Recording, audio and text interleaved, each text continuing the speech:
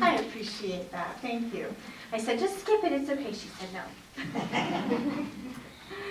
Good morning. Good morning. So we all got an extra hour, but I was thinking about Jan saying she got her exercise in, and I realized I took my extra hour last night, not this morning. It's like, I got an extra hour tonight. So recently I was reading an article, and it was written by some hospice workers, and they had compiled a list of 5 regrets of the dying.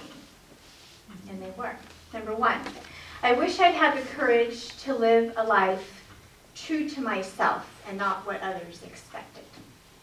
2, I wish I hadn't worked so hard. 3, I wish I'd had the courage to express my feelings. 4, I wish I'd stayed in touch with friends. And 5, I wish I'd allowed myself to be happier. So 2 of those mention the word courage. And the other 2, I actually feel require courage to get there, to make changes. Because a lot of times it's fear that holds us back from making those changes. So perhaps you're in an environment where you're expected to be a workaholic, but you really want to spend more time with your family or taking rest. And so you have to push through to make that change. And sometimes it's actually, we're telling ourselves that we're content and happy, and really, we're not. And so it's pushing past fear of change to say, hey, what's really burning inside of me? And that wants to come out. So as I share today, I invite you to just explore with me courage and where your soul might be calling you to be more courageous. Maybe where you really feel that call from God or that spiritual guidance. Just allow that space to open up. Allow your heart to open up. I don't really mean like think about it like, where should I be more courageous, from your head thought perspective, but really just allow the space for something to drop in.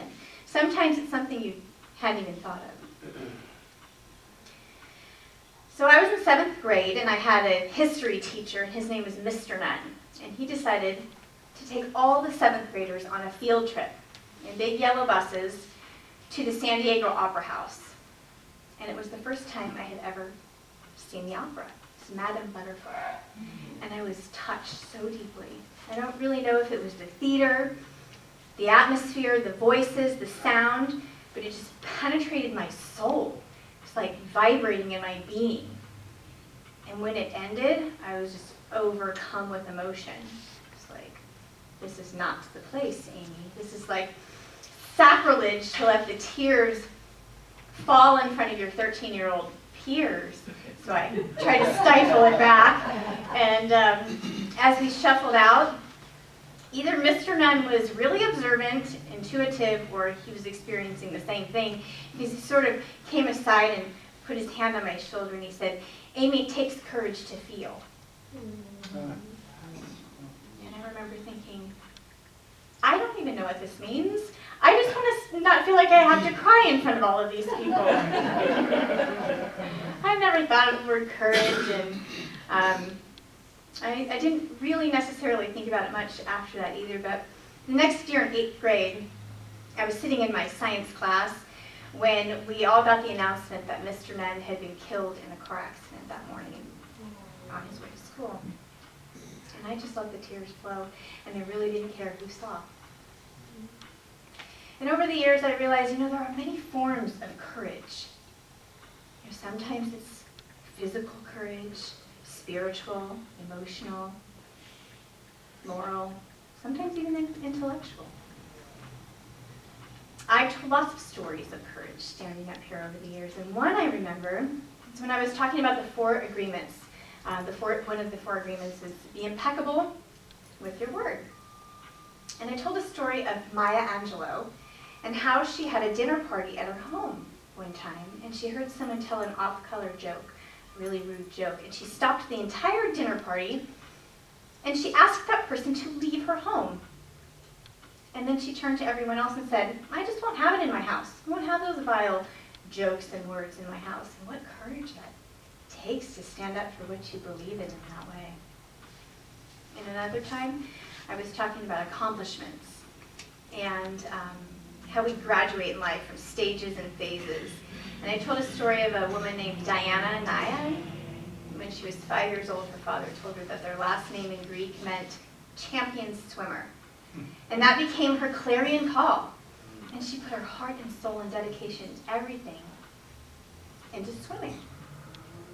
And when she was 28, she attempted this 110-mile marathon swimming, and rough seas forced her to quit. And she just hung up swimming for like 30 years. And that dream kept tapping her on the shoulder. And when she was 60 years old, she got back in the water.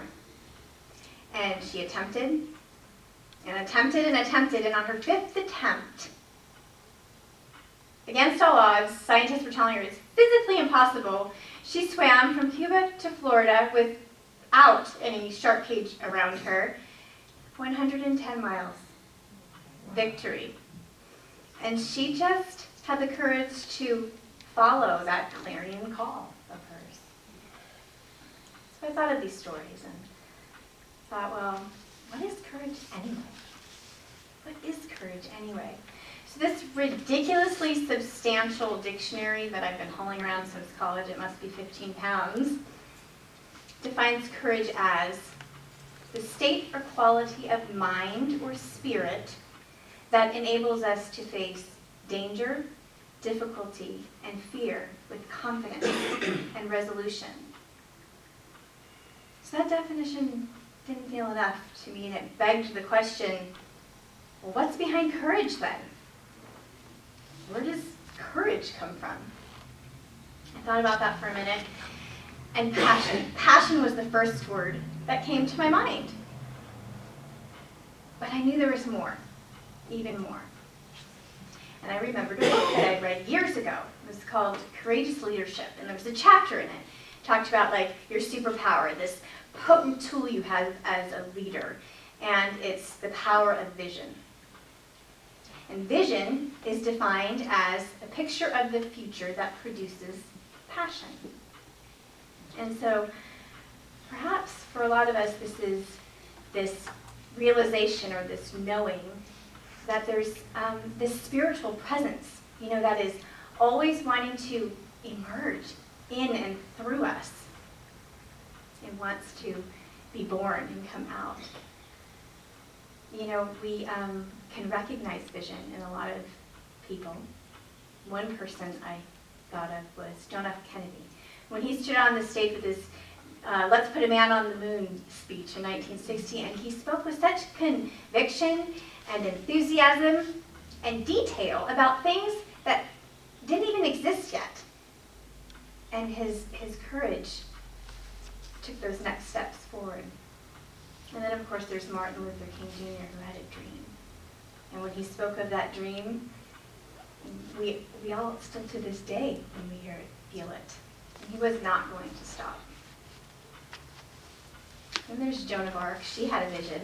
And she said, act, and then God will act. In 1774, a guy named John Adams courageously declared a vision of a new nation, these 13 states that were independent from the Parliament, independent of the King of England. Wilbur and Orville Wright courageously announced this new age of the flying machine, and then proceeded to fail for 10 years before they finally made history in 1903. Anthony Ray Hinton was wrongly imprisoned for 30 years for a crime that he never committed. And in his book, The Sun Does Shine, he talks about the courage he had to hang on. Imprisoned for 27 years, Nelson Mandela never gave up. And in 1994, our nation held a multiracial election. Victory from a vision. And then there's Cleopatra, and she said, I will not be triumphed over. And Rosa Parks, she said, I would like to be remembered as a person who wanted to be free so others could also be free. Then there's Emmeline Pankhurst, who was focused on winning the vote for women. And she said, trust God, she will provide.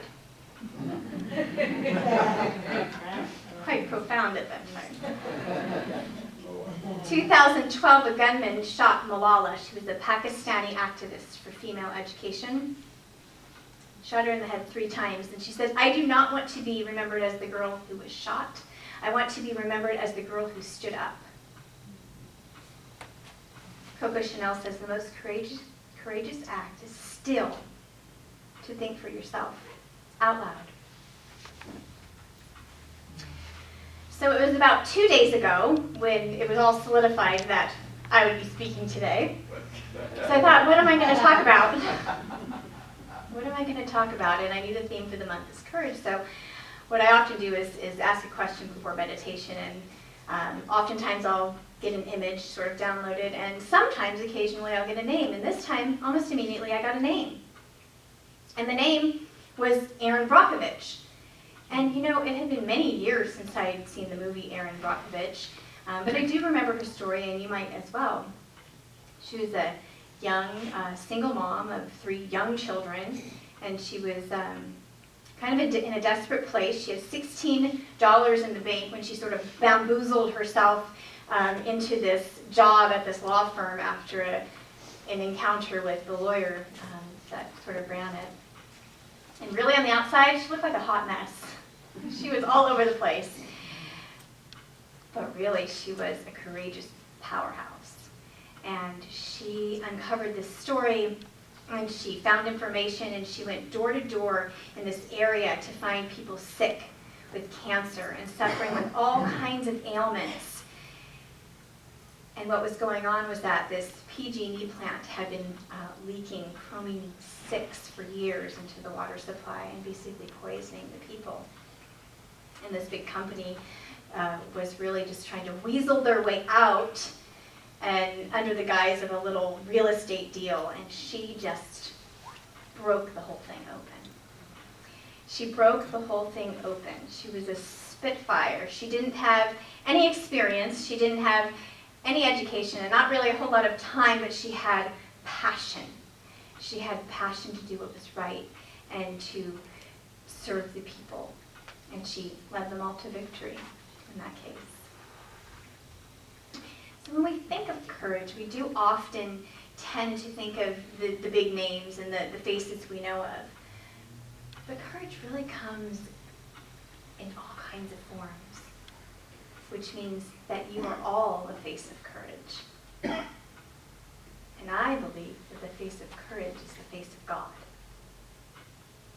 It is the face of God.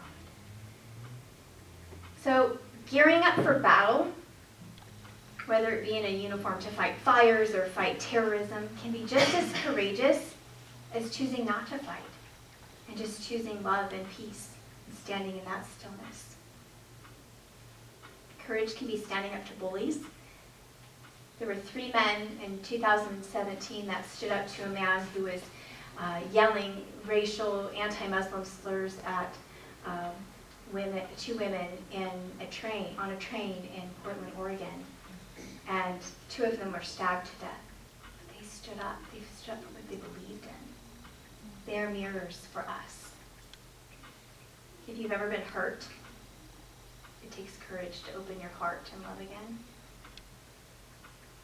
Courage is really lending your heart and your hands to care and comfort for another. We might think of someone like Mother Teresa or Florence Nightingale, but they're mirrors for us too.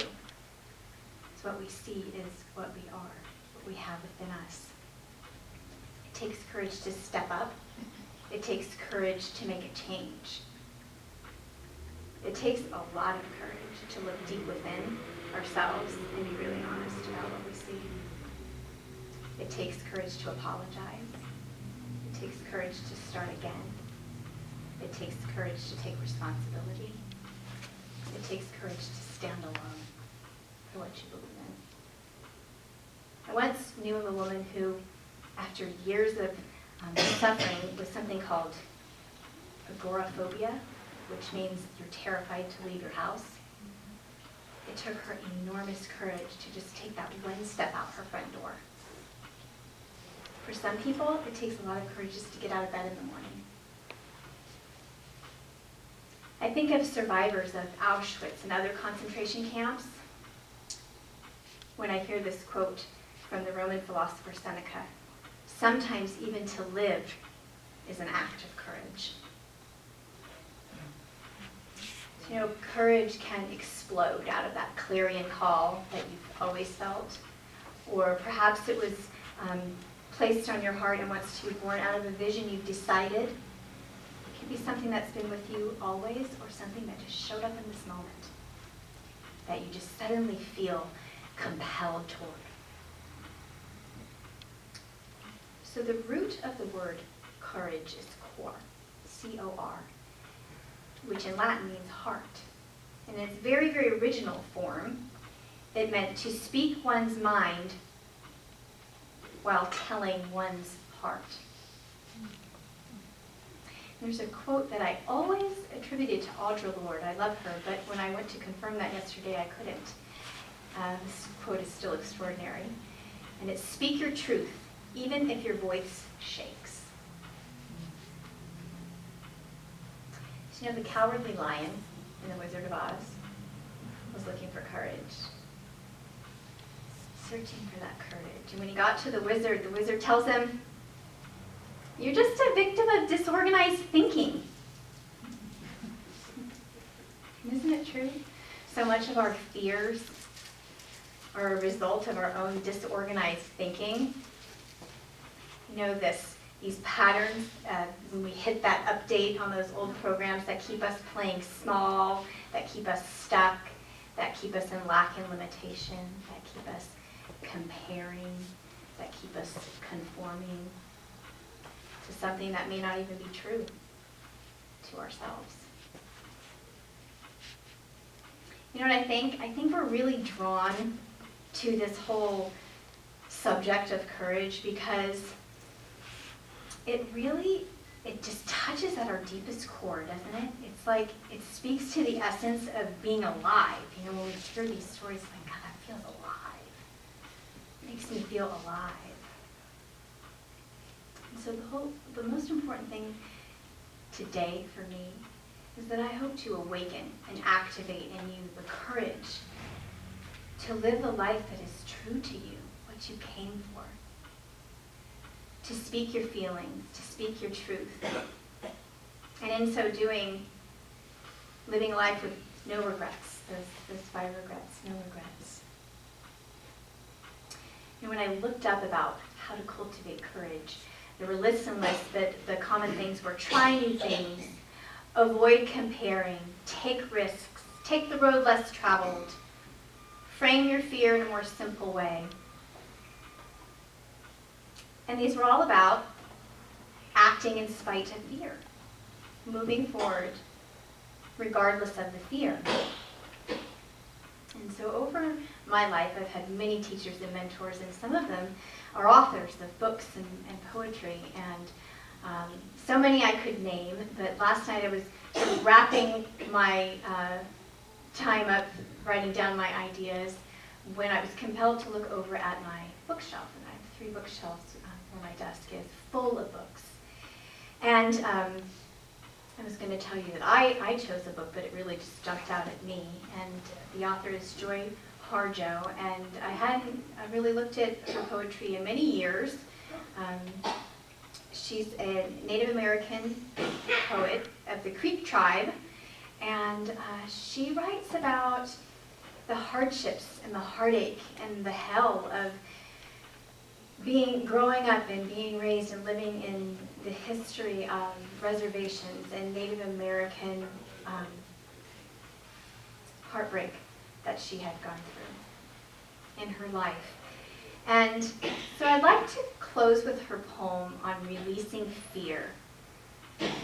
And I think the reason why it jumped out at me and I'm choosing it is because it's full of grit.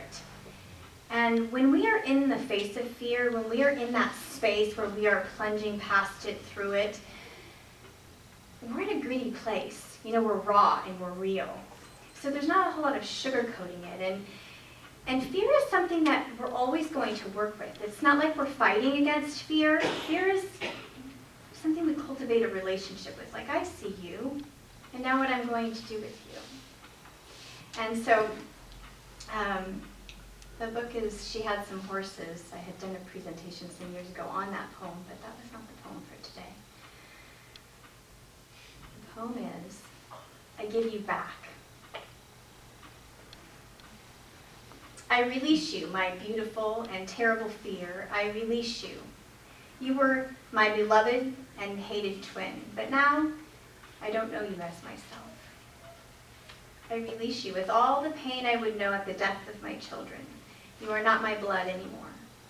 I give you back to the soldiers who burned down my home, beheaded my children, hurt my brothers and sisters. I give you back to those who stole food from our plates when we were starving. I release you, fear, because you hold these scenes in front of me, and I was born with eyes that can never close. I release you. I release you. I release you. I release you. I am not afraid to be angry. I am not afraid to rejoice. I'm not afraid to be black. I'm not afraid to be white. I'm not afraid to be hungry. I'm not afraid to be full. I'm not afraid to be hated. I'm not afraid to be loved. To be loved. To be loved. To be loved. Fear. Oh, you have choked me, but I gave you the leash.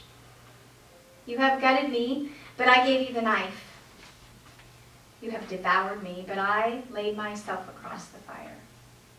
But I take myself back, fear. You are not my shadow any longer. I won't hold you in my hands, and you can't live in my eyes, in my ears, in my voice, in my belly, or in my heart. In my heart. In my heart. In my heart. But come here, fear. I am alive, and you are so afraid of dying. Courage requires us to look deep within. Courage requires us to be uncomfortable and make choices from our heart. Courage is acting in spite of fear. Fear is stagnant.